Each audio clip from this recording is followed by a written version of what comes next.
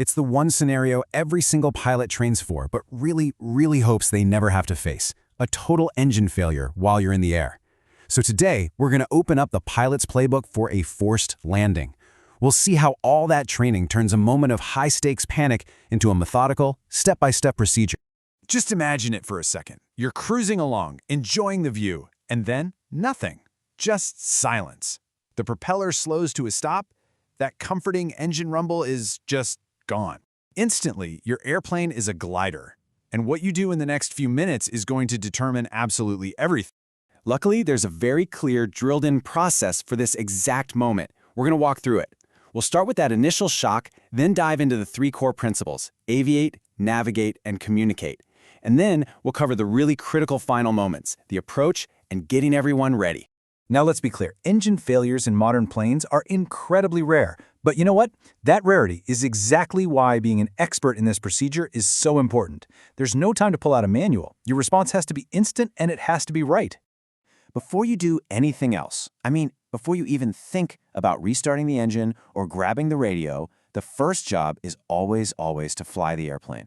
This isn't just a catchy phrase, it's a life-saving principle. By focusing only on keeping the plane in control, you avoid the immediate danger of a stall or a spin. It creates the mental space you need for everything that has to come next. Panic is your enemy here. The procedure is your best friend.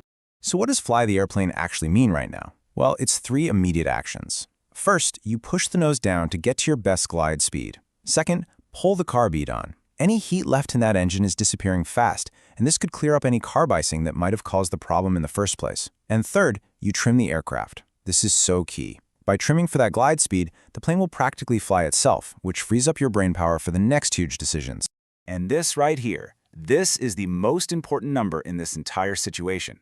For a Cessna 172 like these, we're talking about 65 to 68 knots. Flying at exactly this speed stretches your glide as far as it can possibly go.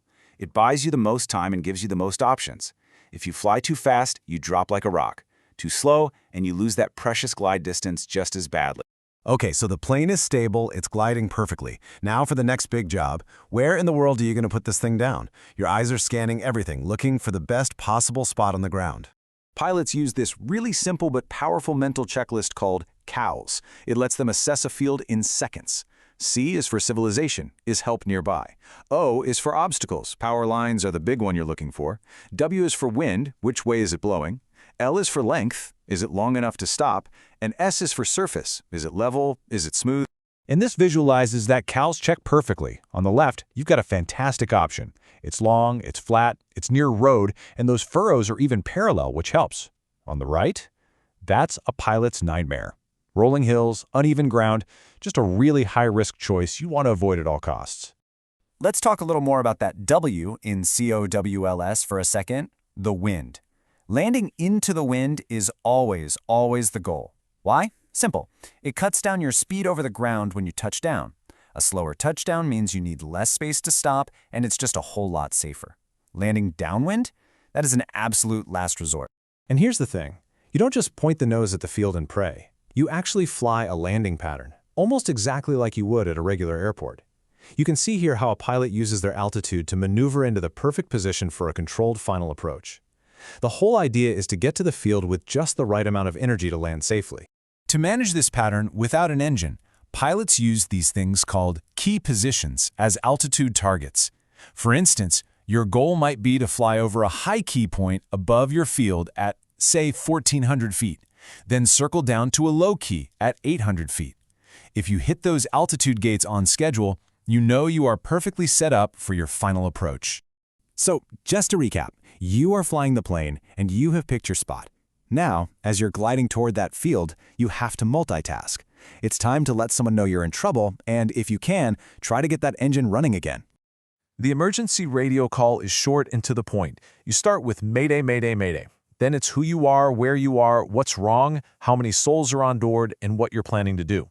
Then you set your transponder to code 7700. That's the universal signal for an emergency, and it lights you up on every air traffic control screen in the area.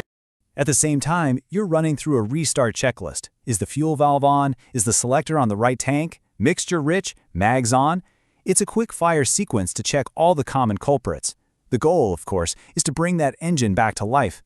But you never ever let troubleshooting get in the way of flying the airplane.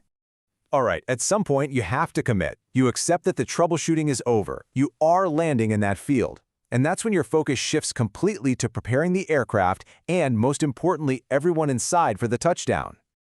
This is one of the most important rules in all of aviation. What it means is you always plan your approach to arrive at your field just a little bit high.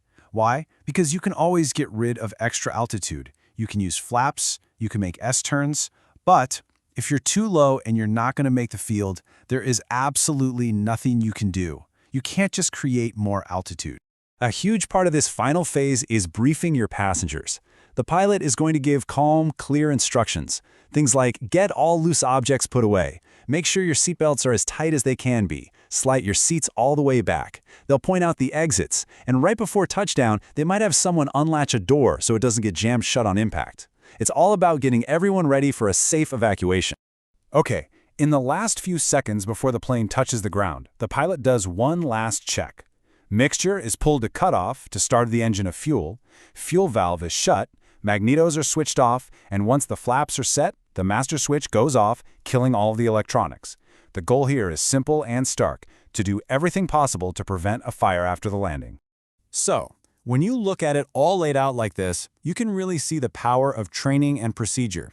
It takes what could be a moment of pure terror and turns it into a sequence of deliberate practice steps. The plan is solid. The real question, though, is always about the person in the seat. Can they execute that plan calmly